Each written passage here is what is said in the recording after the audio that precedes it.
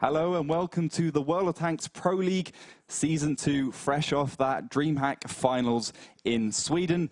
And before we go in, we are actually going to talk a little bit about that, but we have got a new caster with us today and for the rest of the season. So introduce yourself a little.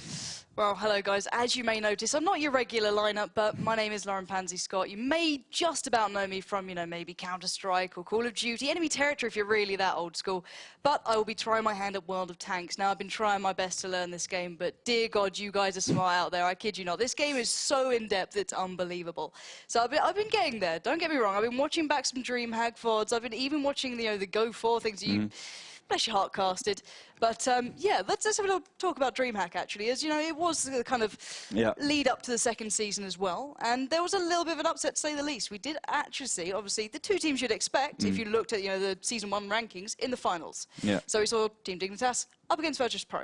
Now, on paper, you'd say WoT Pro would have won that. Yeah, but obviously you were there, and that wasn't quite what happened. Yeah, well, 21 wins to only 1 loss throughout the regular season. You would have expected them to take the win. But, we were talking about this a little bit beforehand. We were talking about fatigue. We were talking about the day's events. We were playing that game at like 2 o'clock in the morning. Wow. And I think, with WoT Pro, they're such a professional team. They're so wound up. They're so so dedicated. They were there at 10:30 in the morning training for a game that started at 1 p.m., which is just pure dedication, which is fair enough to them. But I just don't think it worked out for them that well, because Dignitas were kind of a little bit more relaxed, a little bit more chilled. They didn't come into this tournament with such high expectations. Obviously, WoT Pro is a team known for coming second. They wanted that win so much. And I just don't think they could do it in the end. It just was too much for them. Yeah, a little bit of heartbreak there, obviously, to play so well through the season and just be knocked off at that very last step. That's pretty heartbreaking even for me to watch. And, I'm still new to the game, and I could even kind of feel that one. But looking back, at the other games that went on, obviously there were some fantastic games throughout the entire season. Now, looking at the rankings, it looks fairly like you'd expect. I do have a nice little printout sheet. We do actually have it up on the website as well. Hopefully we can go to that in just a moment. Let's see if we can spin across to that one. Let's see if we can get that up there. Right, so we do have the playoffs, brackets, and bits like that. Yeah, so I'll talk you through this a little bit. Mousesports and Dragonborns, obviously, that game was pretty close, 3-2 to Mousesports. It's one of those games we didn't think Dragonborns could do so well in, to be honest. And obviously, then we saw WoT Pro beat Dignitas, we've just been talking about. One of the more interesting things was how Mousesports completely destroyed Dragonborns in the Smalls finals match. 4 games to 1 loss, and obviously a best-of-7 setup. So, I think we were a little bit disappointed to see that Kazna crew and Spale couldn't have done so well. I mean, we were expecting the top 3 to be that. WoT Pro... Around that kind of exactly. marker. Those top 3 was kind of set in stone because they had been so far ahead in the season so far. But we didn't expect to see Kazna crew do quite so badly. It's a real shame because they haven't been doing so well at offline tournaments. This is I think their 3rd tournament they've come last at a LAN finals. That is a shame. That is a real shame. It is a real shame. And they are community favourites. They're one of my favourite teams, as you know. Spale, we can talk a little bit about them as well. Very talented team. Of course. Yeah. I had the luck to actually watch a couple of their games back. And they're phenomenal. They're so exciting to watch as well. They really have a personality to the team play. You know what I mean? You actually see like a real kind of developed team coming through there. Yeah. I just think they're a little young, a little bit inexperienced. Eurofish, I think he puts on a demeanor that he's perhaps a little less serious than he is. I think he just needs to make that step, like go towards WoT Pro a little bit and say, okay, you're doing that right. You're taking it, perhaps a little, I don't know, perhaps too seriously. Maybe find that middle ground. Exactly, find the middle ground. And that could see them being a really good team this season, and even going into Season 3. So I think that's going to be a team everyone should be looking out for. We'll be looking out for, certainly.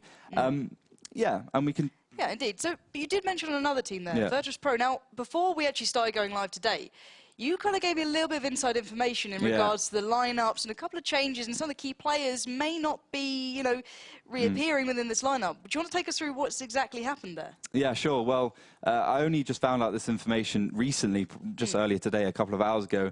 But apparently, Derp, who's obviously the leader of WoT Pro, is actually leaving the team. I'm not sure if that's a sponsor pressure or something. Also, Begamot, who was their primary TFT-2 player, he's also leaving the team. So you know, those two players were considered to be, you know, their top players. They're the guys who make the decisions. They are sitting next to each other when at offline tournaments. But obviously, they thought, well, we haven't won anything with you guys, so we just need a new, fresh face.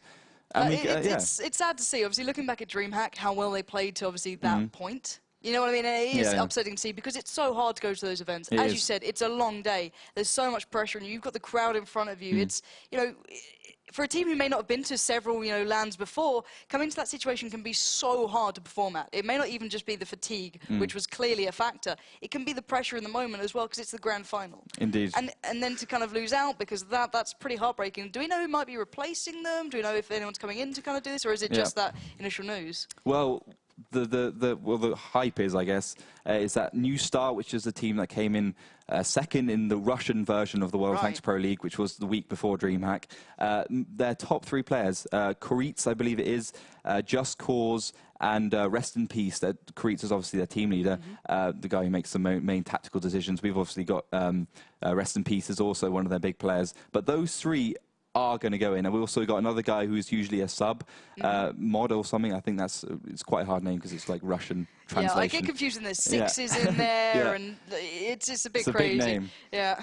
But yeah, it's interesting to see that's happening because they were a very enthusiastic team at New Star, and they were very enthusiastic when they play. And WoT Pro, they play quite aggressively, but nowhere near on the same scale as New Star. And the question is, will that translate to the team? Will those players come along and say, okay, guys, this is not working at LAN finals. We need a completely new setup.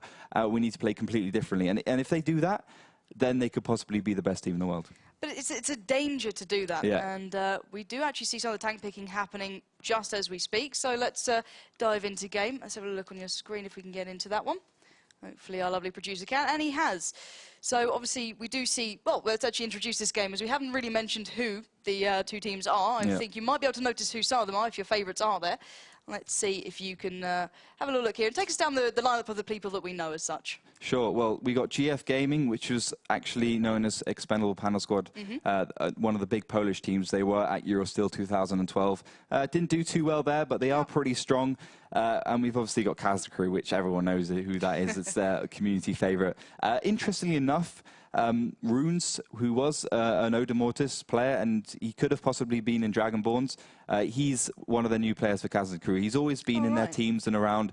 Very good player, very good player, smart guy, and it'll be interesting to see if he can really affect the team. Obviously, it's going to be a tricky match because GF have been playing very well. They've been doing so well at the Polish leagues. They've got multiple firsts, multiple top 3 results, just a huge line of them. So they're a proven team. Kazna crew obviously also proven, but you know it's a new team against an old team. Exactly. And everything can change. Exactly. New season. You know what I mean? No one knows what they've been doing. That little bit of downtime. Obviously, the Kazna crew didn't go too far into DreamHack, so maybe they kind of rethought a lot of things. You know, played hard during the downtime to come back in fresh for season 2. Now, you did touch before we kind of got into this on the patch updates that actually might affect some of the tank picks here. So, do you think this might come into play? Do you think it won't? Obviously, you kind of mentioned it's quite a standardized, map, and you might get a kind of standardized pick. But you mentioned artillery may not be within these lineups anymore. So, do you think this might be taken into account in some of the games we might see tonight? Yeah, obviously, the patch notes dictated that we'll be seeing quite a significant nerf to all artillery. I think probably about between the 10 and 30% mark compared to the last patch. And that's going to really affect the lineups, I think. The teams can't ignore that. Obviously, some teams are going to continue trying to play with artillery, especially the ones which rely on the artillery players a lot. Yep. But I just can't see artillery being used as much. 10% to shell travel time. We've got actually nerfs, all sorts of stuff, And also, most importantly, if you want to be taking a Lorraine 15551 and a GV Panther, you have to consider that it's one more pointless patch. So it's not a tier 7, it's a tier 8. It's not a tier 6, it's a tier 7. So you can't just be taking them because then it will completely ruin your lineup. So that's probably very important on top of the statistic nerfs. So on Ensk, we won't be seeing that because it's a city. It's not a map that would necessarily kind of cater for it. But let's say we are on a map that would. What do you think might kind of take place of the artillery now? What sort of tank would be kind of picked up by the player who'd usually play that role? Or do you think a new player might actually come in and play? Because, you know, I know that a lot of players are very specific to the tanks they play that are very strong in specific tanks. But do you think they might be switched out? Because some of the rosters I've seen are huge for this game. Yeah. Is there anyone you might see coming in new, maybe, to this new season with a new patch in place? Well, I think the scout players will be very strong in this season. I think it's very important to note that the T-71, which is a Tier 7, will probably be the tank of choice instead of the artillery. The Lorraine 1551 is Tier 7, the T-71 is Tier 7, so let's just take that. Also, the VK2801, which wasn't seen last season that much, will probably be a favourite because it is a Tier 6 and it'll be replacing the GV Panther. But we do have tank picks for you. The first pick coming from Kazna crew, T1 Cunningham and AMX 5100. And also we've got GF picking the second one, T1 AMX 5100. So a mirror pick at the moment. Fairly standardised, I'd say. Yeah. You know, you said that you'll see the kind of regular picks coming out here. And obviously on a new season, they don't want to kind of go in throwing, you know, an absolute spanner in the works just yet. They're trying to obviously pick up where they left off in Season 1, or at least Kazna crew might be, as they did finish around the 6th place marker, sadly obviously underperforming at DreamHack for their usual standard. But nevertheless, hopefully in a new season, they might be able to kind of pick up a nice, you know, run and get a little bit further. So just your prediction in this one. Which team do you think is going to come out the better in this little kind of, the picks essentially, and then obviously the victory? Who do you think is going to be the team to kind of edge ahead? Well, I think a betting man would go for Kazna crew because they are so good online. They have a proven track record. Expendable Panda Squad also have a proven track record. Very true. But in an older format, you know, best of 3 versus best of 5. We saw that so much last season. The Russians absolutely dominating the European teams, mostly because they were more used to that format. And now Kazna crew's got that experience. I think it's going to be a hard game for GF. But a new blood, a new way of thinking, a new tactical approach could certainly benefit them because, you know, Kazna crew has played against so many teams, but not GF Gaming that much. That's the thing. I was looking at the kind of previous matchups, and Kazna crew have made their way, you know, against some phenomenal teams. You know, obviously, I was watching a couple of their games earlier up against Spale, which, you know, we were previously talking about, and, you know, they did very well. Obviously, I think they got beaten in that one, but nevertheless, it was a good game to watch. But I haven't actually seen these guys, so for me, it's a completely fresh team, which I like to see, and it obviously keeps me learning the game, and that's a big thing for me. Is, you know, I've seen a lot of the top teams play. You know, obviously the teams that kind of ended in the, you know, I'd say from 1st to 8th position, I've had a good kind of idea of these guys. But for a new team that I've not seen the way they play, they could really introduce a new style. Obviously, I'd say Ensk is one of those maps where it's quite standardized as such. Would you agree? Would the tactics be fairly mirrored by side to side, or would maybe one of these teams have more of a defining strategy coming out? Well, I think Kazna crew play it pretty well. I think they're one of the teams that play this map well, along with Abbey. And we saw towards the end of last season, moving through the metagame. I mean, obviously, the teams were quite static on Ensk. Not quite as static as some of the other regions. The Russians, for instance, they were really static on Ensk. But the Europeans are slightly more aggressive, but it's still one of those maps where it's really up to the teams to play. You know, it's some maps which are just, you know, they're just classical push maps. They're classically aggressive. It's just the way the map's designed. But Ensk is one of those ones where the team has to say, okay, we're going to push. We're going to make the mix movement because the map's not going to help you there. And that's a really important point, I think, because Kazna crew, they sometimes struggle when it comes to getting pushed. They're an offensive team, and if they get pushed, then they're not very good at being defensive. See, now surely that's a worry for them because their replays are fairly accessible online. Even I found them, and I'm pretty useless at this stuff at the moment. But I found their replays. If a team was to, you know, watch their previous strategies, to watch their tactics, to see their weak points, we might see that come into play. I would assume on a map like this that, as you said, is fairly standardized, and you know, you assume they're a fairly aggressive and quite a successful aggressive team. Do you think that we might see a little bit of adaptation come from the opposition already to their standardized tactics, or do you think they're just going to try and feel their way through maybe and just try and test the waters and try and work around it that way? Yeah, well, that's one of the advantages GF's Gaming has. I mean, it's obviously been watching all the replays, all the tactics. They've been analysing it probably in ATC and probably just drawing it down from DreamHack. So it's going to be interesting to see if they've got, you know, counter tactics. Yeah, exactly. But Kazna crew, they know that their tactics don't work all the time on Ensk, you know, and that's the problem they will have because, you know, they can't just have a standardized tactic because they've lost a lot of games on this map. Of course. and GF Gaming can't just say, okay, we're going to try and counter their tactics, because you never know what's coming exactly, at you. Exactly. That is the problem these two teams have. So it's going to be one of those interesting, like, poker double bluff, and we'll see what happens. But tank picking has continued. T69 AMX5100 has been picked all around. We've got the IS3, that big damage dealing gun. I love the IS3. Yeah. I've got a little bit of a crush on the IS3, to be fair. Yeah, it's one of the. It was even more powerful. You would have loved it back in the day. Don't tease me. Yeah, it was insane. T69 is. We can talk a little bit about that, because it's quite interesting how it's changed in this patch. Heat shells have had quite a big nerf. I mean, the ricochet, the way that works is not a big deal. The way it works in the tank is not a big deal. The big deal comes with the zero damage shots. Now, tracks act as spaced armor against heat shells, and if a heat shell hits tracks, if you've obviously been playing 8.6, I've been playing 8.6, you will do no damage almost all the time. Unless it goes through to the superstructure, you will do no damage.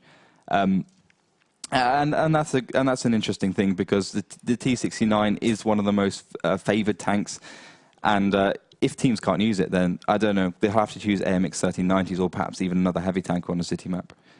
Okay, it seems they're typing they're ready, so we won't be waiting too long. I think they just need to let us know that we're ready. So, guys, if you do have any predictions, make sure you get involved, by the way. Up on Twitter, there are ways to get it done. Facebook as well, so do check out WoT Pro League or WoT Pro League. I'm sure you guys can work it out. You know, we've been spamming at you like there's no tomorrow, but do get involved. We will have someone checking up on what you think is going to kind of go down here.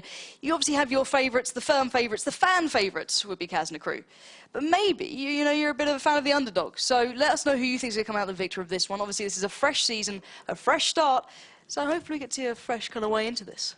Yeah, I'm really looking to see how the game progresses this season, and I'm more even looking forward to seeing how the three new teams we have, Team WoT, we got obviously GF Gaming we'll be watching now, how they continue improving, and we've also got Hungarian team Hunt's Underdogs, who are really quite an old team. They've been playing since, well, late 2012. They're one of the more experienced teams, and they do very well in Go for What. It'll be really interesting to see how well they've done, because they obviously came first in the latest Go for What 116, beating Team Dignitas 2-1.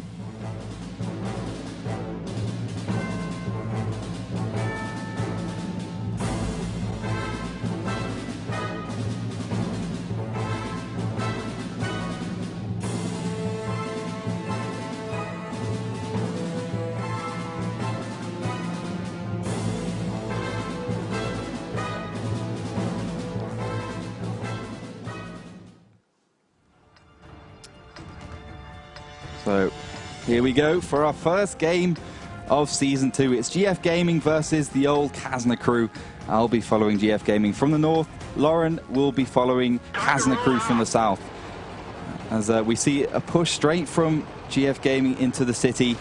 And it will be interesting to see how GF Gaming play ends, because we've never seen them do it before. And they'll be very nervous. You've got to remember that. They're a new team in a professional league with 50,000 euros first place at stake, 100,000 altogether. And if they can perform under pressure, we could possibly see this being the team that wins the season at the end of the day. Yeah, we certainly could, and I believe Hyber is actually making his way fairly far forward towards that 7 line, just peering across in that T69, as you mentioned. It's a little bit nerfed now, let's say, but still extremely powerful as this other T69 makes its way up that 8 line to the northeast of the map. Fairly aggressive here, but still holding firm. Have we seen any real aggressive play coming out yet from the guys we're relatively new to seeing? No, well, it looks like GF Gaming are playing pretty standard tactic, although the AMX5100 here is usually where an IS3 goes, because it does have a hold down position, but they've decided not to go with that. But still, Mojo actually, was that a completely blind shot there? They did spot him, I do believe, earlier, so that was an impressive shot coming out very early on. Yeah. Wow. And the T1 is so key on this map. Usually a counter to a pushing tactic, because you can put it into the base and you can start capping. But still, Mojo was also spotted in the AMX5100. Oh, wow. The Kazna guys are fantastic at this already. Pushing up that northeast, finding another player. Well, this is just going all their way right now. Hyber is doing certain damage, taking down another one of the opposition. So, fantastic play already. This is not going the way of the new guys to this, certainly. No, it's been interesting to see how they've used their T1s, so important, and they just, I don't know, they've kind of thrown it away a little bit. You can't, that's one of the things the more inexperienced teams do, they throw away a T1 because they think, oh, you know, it doesn't do any damage. That, exactly. Yeah. But it's so important, and I think Kazna crew now have the advantage. They know that they can't cap, they know they can't spot, and if they can use it, then this game is going to be theirs to lose. Yep, indeed. We do see Rebellion just pushed up to that northeast, right at the very tip of the map here, in that 0 line. And just push. I love the way these guys have played. They've completely dominated so far, but we do see a couple more spots coming up. The fire is coming in. And how are your guys holding up right now? Because they're going to be under severe pressure. Well, they haven't really taken that much damage, to be honest. I mean, shots are going out. Tournament. Oh. You spoke far too soon. Yeah, Caster's curse. Far too soon. 63% left on that AMX 5100. Taking a couple of shots at least, probably from the